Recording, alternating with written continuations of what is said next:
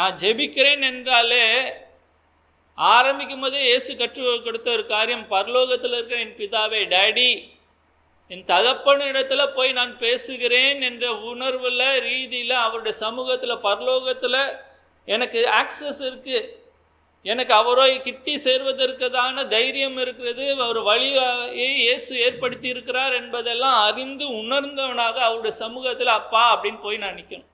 அந்த உறவை, பிதாவோடு இருக்கிற உறவை மெயின்டைன் பண்ணுவதற்கு எனக்கு எக்ஸாம்பிளாக இயேசு வாழ்ந்தார், ஜெபித்தார். அந்த அவருடைய முன்மாதிரியை பின்பற்றுகிறவனாக இருந்து நான் ஜெபிக்கிறவனாக. ஏன் ஜெபிக்க வேண்டும் என்ற ஒரு காரியத்தை தான் பார்க்கணும். அது ஒரு கட்டளை, அதனால் நான் ஜெபிக்கிறேன்.